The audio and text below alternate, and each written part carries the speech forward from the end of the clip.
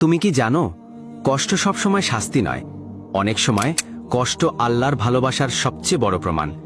তুমি হয়তো ভাবছ, আল্লাহ যদি আমাকে ভালোবাসতেন তাহলে এত কষ্ট দিতেন না। আজ আমরা জানব সেই 4টি কষ্ট যা আল্লাহ কেবল তার প্রিয় বান্দাদেরই দিয়ে থাকেন। প্রথম কষ্ট, দোয়া কবুল হতে দেরি হওয়া। তুমি হয়তো অনেক দিন ধরে দোয়া করছ, কিন্তু এখনো কবুল হচ্ছে না। তুমি হয়তো ভাবছ, আল্লাহ কি আমার দোয়া শুনছেন না? কিন্তু সত্যি হলো, তিনি শুনছেন, শুধু তোমার জন্য উপযুক্ত সময়ের অপেক্ষায় আছেন।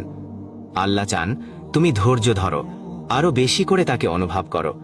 তিনি চান তোমার হৃদয় শুধু তার কাছেই নরম হোক। দ্বিতীয় কষ্ট, ঘন ঘন পরীক্ষা। জীবনে একটার পর একটা বিপদ আসছে, চারদিক থেকে হতাশা তোমাকে ঘিরে ফেলেছে।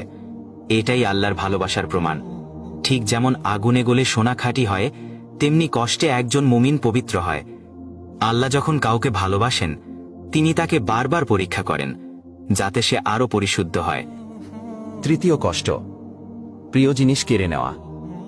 তুমি হারিয়েছ ভালোবাসা, কাজ, অর্থ কিংবা কোনো মানুষকে।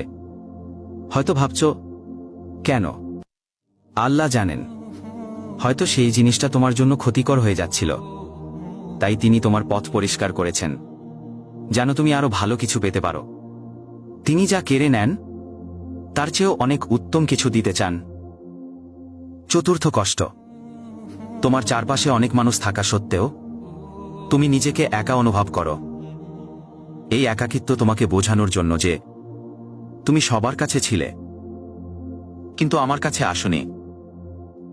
অনেক সময় আল্লাহ আমাদের সব সম্পর্ক ভেঙে দেন, সব দরজা বন্ধ করে দেন, শুধু যেন তুমি একটা দরজায় কড়া নাড়ো। এই 4টি কষ্ট যদি তোমার জীবনে থাকে, তবে ভয় পেও না। এই কষ্টগুলো আল্লাহর ভালোবাসার চিহ্ন। তিনি তোমাকে ভালোবাসেন।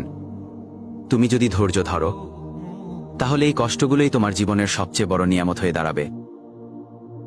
ভুলে যেও না, আল্লাহ কখনো তোমার কষ্ট অপচয় করেন না। তোমার কান্নাও তার কাছে খুব মূল্যবান। আল্লাহ তোমার সব কষ্ট সহজ করে দিন। ভিডিওটি কেমন লাগলো তা কমেন্ট করে জানাতে ভুলবে না। আসসালামু আলাইকুম।